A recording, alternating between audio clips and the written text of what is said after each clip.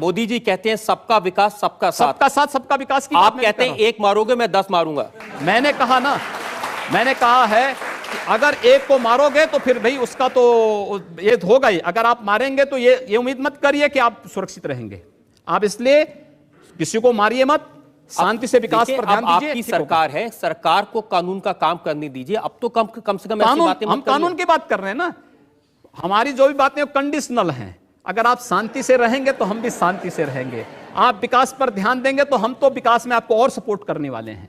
हमारे यहां भारत के अंदर मैं तो आप चाहता हूं सिर्फ आप जनता से आज इतना वादा कर दें कि अब इस तरह के भड़काने वाले बयान नहीं देंगे, आप आग लगाने का काम नहीं करेंगे और वाकई में सबको साथ लेके चलेंगे। जो अगर बशर्ते अगला पक्ष शांति से रहेगा तो मुझे प्रसन्नता होगी उसके विकास करने में योगदान देने में।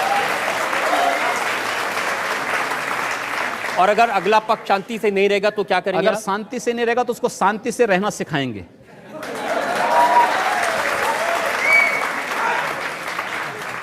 बंदूक के दम पर, मार के दम पर। जो जिस भाषा को समझेगा उस भाषा से समझाएंगे। लेकिन योगी जी, भगवान महावीर के देश में, भगवान बुद्ध के देश में हिंसा की बात करना, हाथ उठाने की बात करना, खून की बात करना, हम कब कर रहे हैं? अभी इतनी देर से कर रहे हैं आप? नहीं, मैं समर्थन नहीं कर रहा हूं। मैं कह रहा हूं कि अगर कोई सामने वाला व्यक्ति दानवीय प्रवृत्ति का है तो भाई दानवों के साथ तो दानव जैसा व्यवहार तो करने की तैयारी करनी पड़ेगी। मानव के रूप में आ रहा है उसको गले से भी लगाइए। हिंदू मुसलमान, नफरत, मार काट, ये क्या शोभा देता है मंदिर के महंत को, भगवा पहने साधु को? हम कहां मार काट करवा रहे हैं? हम तो शांति से रहना चाहते हैं, बहुत शांति से रहना चाहते हैं। लेकिन जो लोग शांति से रहना नहीं देना चाहते हैं तो आखिर उसका भी तो कोई उपचार होगा। उपचार जब शासन तंत्र के साथ नहीं होता तो समाज को वह उपचार स्वयं अपने हाथों में लेना पड़ता है और मुझे लगता है समय आ गया है जब उपचार लेना पड़ेगा। योगी जी, इस समय देश में आपकी सरकार है। जी हाँ। एक तरफ नरेंद्र मोदी लाल किले की प्राचीर से कहते हैं कि 10 साल तक दंगे फसाद को पीछे छोड़ दो, सिर्फ विकास की बात करो। एक भी दंगे की, उत्तर प्रदेश में 2.5 वर्ष के दौरान 430 से अधिक सांप्रदायिक हिंसक झड़पें और दंगे हुए हैं। एक भी दंगे की शुरुआत हिंदुओं की ओर से नहीं हुई। एक भी दंगा शुरू करने वाला ना हिंदू होता है ना मुसलमान होता है। कैसी बात कर रहे हैं आप? मैं सच्ची बात कर रहा हूं। आज लोग कह देंगे आईएसआईएस के साथ लड़ने वाले लोग ना हिंदू है ना मुसलमान है, फिर उनके लिए फतिया क्यों पढ़ा जा रहा है?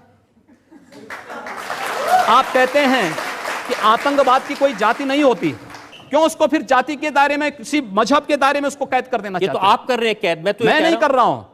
ये वे लोग कर रहे हैं जो उनको उस प्रकार का देने के लिए उतावले दिखाई देते हैं। और इसलिए मैं कह रहा हूं, अगर जाति नहीं, मजहब नहीं, समाप्त करिए। आतंकवाद की कोई जाति नहीं, कोई मजहब नहीं, आप उसके साथ उसी प्रकार का व्यवहार करिए। आप आतंकवादी है, मिट्टी तेल छिड़क करके आग लगा दीजिए, फेंक दीजिए उसको, जिससे पता ही ना लगे। क्या मतलब है? फिर ये चीजें अपने आप समाप्त हो जाएंगे। योगी जी, मुझे थोड़ा सा अजीब लग रहा है कि एक योगी से, एक महंत से मैं प्यार मोहब्बत इश्क की बात कर रहा हूं, लेकिन कुछ मामला ही ऐसा है। योगी आदित्यनाथ प्यार मोहब्बत पर पाबंदी लगाना चाहते हैं।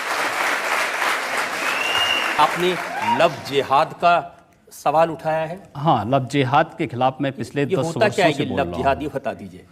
देखिए, लव जिहाद इस देश के खिलाफ, इस देश की संस्कृति के खिलाफ एक अंतर्राष्ट्रीय साजिश है। और उस साजिश को केवल मैं नहीं बोल रहा हूँ।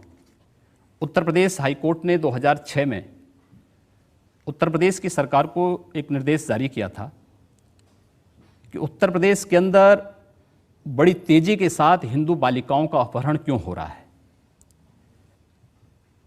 2009 में केरल हाई कोर्ट ने भी इस संबंध में वहां की सरकार को एक निर्देश जारी किया कि 4 वर्ष में 5000 से हिंदू बालिकाओं का अपहरण होना, आखिर ये सब क्या है। कर्नाटक हाई कोर्ट ने इस संबंध में आदेश जारी किया था कि आखिर इसकी सीआईडी जांच क्यों नहीं करा दी जाती है कि अचानक हिंदू बालिकाएं क्यों, उनका अपहरण हो जा रहा है, कहां गायब हो जा रही हैं।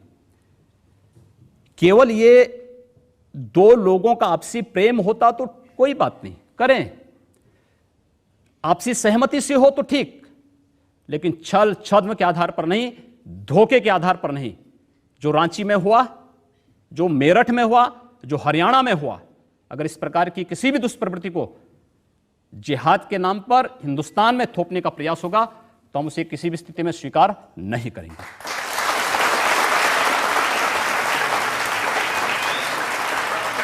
योगी जी, कुछ अजीब बात नहीं है कि अगर हिंदू लड़की मुसलमान लड़के के साथ भाग जाए तो लव जिहाद, और अगर किसी मुस्लिम लड़की से हिंदू लड़का शादी कर ले तो जिंदाबाद कहते हैं। ये डबल स्टैंडर्ड क्या है? केवल स्टैंडर्ड नहीं है,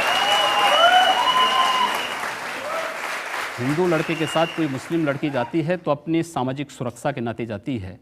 इस बात को लेकर के जाती है कि वह हिंदू लड़का उस लड़की को लेके जा रहा है तो एक शादी के अपने व्रत को निभाएगा, उसकी सामाजिक सुरक्षा की गारंटी देता है। क्या इस्लाम इस बात की गारंटी देता है? नहीं। वहां उनके साथ वहां पर एक जो हो रहा है, इसके पीछे तो बहुत बड़ा अंतर्राष्ट्रीय गिरोह काम कर रहा है लव जिहाद के नाम पर। इस पे पैकेज घोषित हुए हैं, हिंदू बालिकाओं का अपहरण होना, उसके साथ जबरन दुष्कर्म करना, उसकी जिंदगी को बर्बाद कर देना, उसके अलग अलग पैकेज घोषित हैं।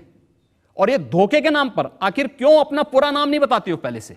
रोज तो समाचार पत्रों में आ रहे हैं, रोज तो आप देख रहे हैं, रोज तो इस प्रकार की बातें आ रही हैं कि पहले नाम उसका कुछ और है, परिवर्तित नाम में कुछ और करके बाद में जब वास्तविक स्वरूप में आती है तो वो बालिका तब अपने आप को देखती है कि हमारे साथ धोखा हो चुका है।